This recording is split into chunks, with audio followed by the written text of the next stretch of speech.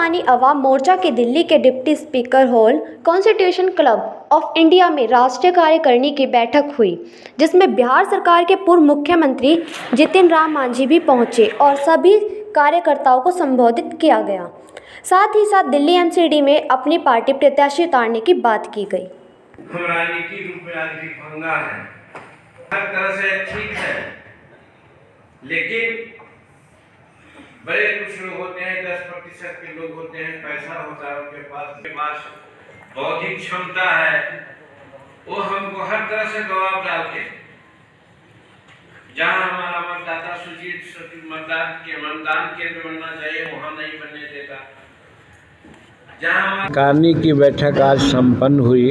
सबसे पहले तो हम लोग अपने कार्यकारिणी की मीटिंग के माध्यम से गुरु नानक देव जी को श्रद्धांजलि अर्पित की है, क्योंकि आज उनका जन्म दिवस भी है।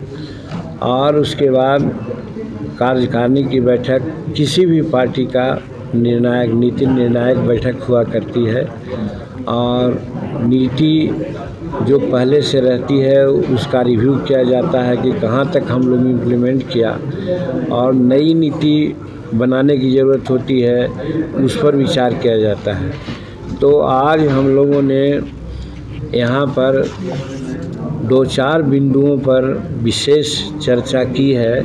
ऐसे हमारे हाथ में एक प्रस्ताव की कॉपी है जो 1.5 पन्ने की है, उसको ज़्यादा है ना, हाँ, तो आप लोगों को हस्तगत करा दिया जाएगा।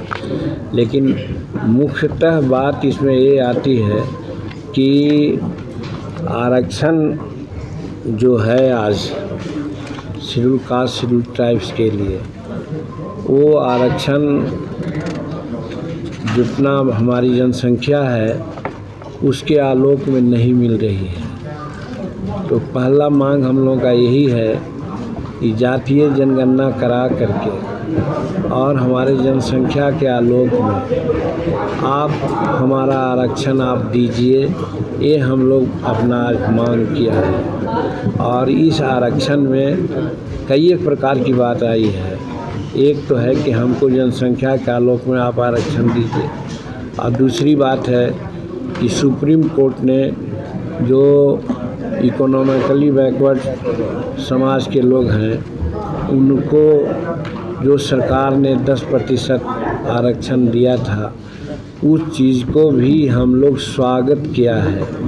इसलिए कि 2017 में गरीब दलितों को, गरीब स्वर्णों को भी आरक्षण मिले, उसकी वकालत हमने शुरू की थी। तो आज यहाँ पर देखा गया कि सुप्रीम कोर्ट ने उसको ओके कर दिया है, तो हम लोग उस आरक्षण को भी हम लोग स्वागत किया है, ये निर्णय को भी स्वागत किया है। और फिर आरक्षण का तीसरा मुद्दा जो हम लोगों का है कि जो अभी जनसंख्या हमारी है, उस जनसंख्या के आलोक में आरक्षण नहीं मिल रहा है। इसलिए आरक्षण हमारा होना चाहिए जनसंख्या के आलोक में, और सरकारी क्षेत्रों में आरक्षण है, उसके अलावे वो प्राइवेट क्षेत्रों में आरक्षण नहीं है। इसके लिए भी हम लोगों ने मांग किया है कि आरक्षण सब प्राइवेट क्षेत्रों में भी हो। तो आरक्षण के संबंध में ये 2-3 निर्णय हम लोग ने लिया है। फिर अभी बिहार और हिंदुस्तान किसानों का राज्य और देश माना जाता है। किसानों की स्थिति बहुत यहाँ पर ख़राब है, और किसान की स्थिति के साथ साथ क्योंकि मजदूर लोग काम करता है, तो किसान और मजदूर दोनों मिल कर के समस्त हिंदुस्तान में करीब 76% जनसंख्या कृषि पर डिपेंड करता है। और उसकी हालत ये है कि चाहे संसाधन का मामला हो, टैक्सेशन का मामला हो, बिजली का मामला हो, तो हमारे किसान को बहुत दिक्कत होती है। इसलिए हमारी पार्टी बहुत पहले से, और जिस समय मुख्यमंत्री के रूप में हमारी पार्टी के जितन मांझी जब थे, तो 5 एकड़ ज़मीन रखने वाले किसानों को बिजली माफ़ किया था।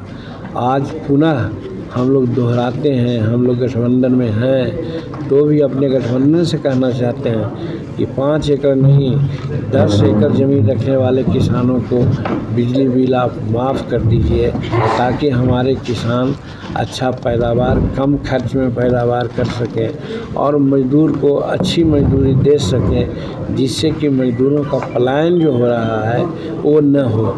हर हिस्सा में पलायन हो रहा है। ये बात अलग है कि बिहार में ज़्यादा पलायन होता है, लेकिन हर हिस्सा से एक मज़दूरों का पलायन होता है।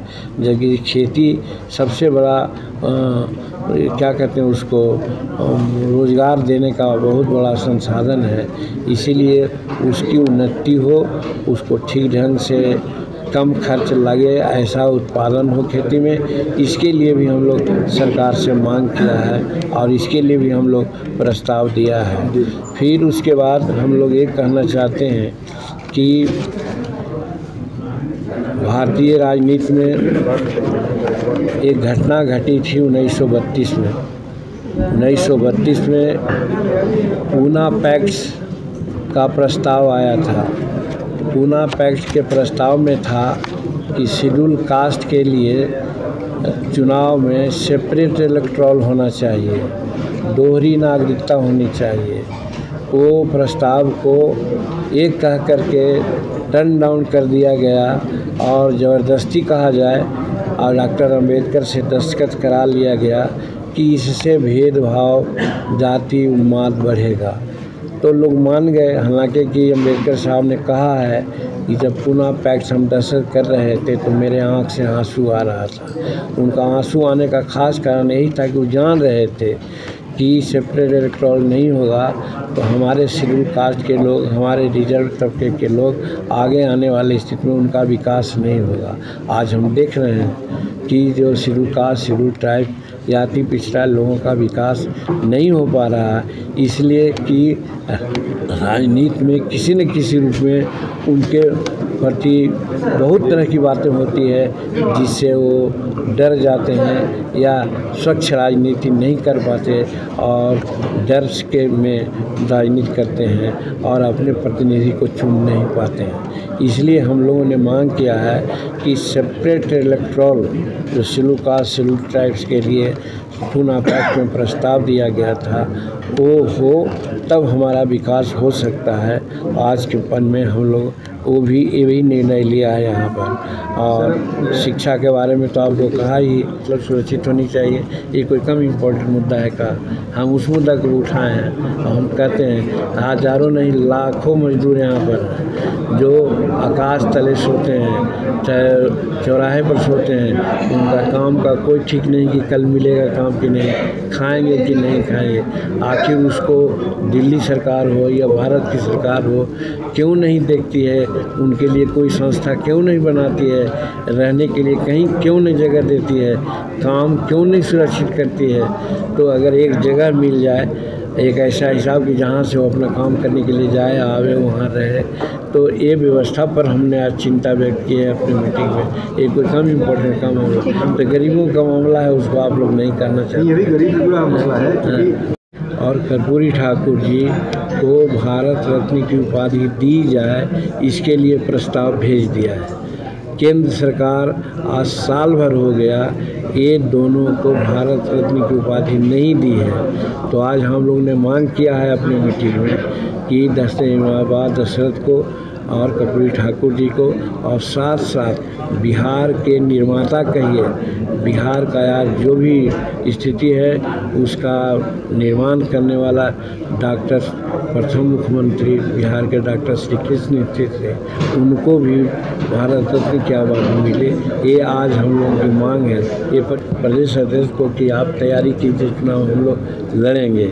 यहाँ करने का जहाँ तक सवाल है उसमें गड़बड़ियाँ हो रही है, चाहे वो बिहार में हो, चाहे वो राजस्थान में, गुजरात में हो, और जिसके चलते जो बड़े लोग हैं, तस्कर लोग हैं, वो बच जा रहे हैं, वो मालो माल हो रहे हैं। लेकिन जो गरीब तबके के लोग हैं वे लोग मारे जा रहे हैं, पकड़े जा रहे हैं, वो जेल में जा रहे हैं। आज जेलों में बंद होने की बात अगर देखा जाए तो 70% वैसे गरीब लोग जेल में बंद हैं जो आधा लीटर या क्वार्टर लीटर दारू पी करके पकड़े गए हैं। तो ये अन्याय है, ऐसा नहीं होना चाहिए। इस पर समीक्षा होनी चाहिए कि ऐसे लोगों को नहीं पकड़ना चाहिए जो 250 ग्राम पिया हो या 125 ग्राम पिया हो, और उनको जेल नहीं भेजना चाहिए।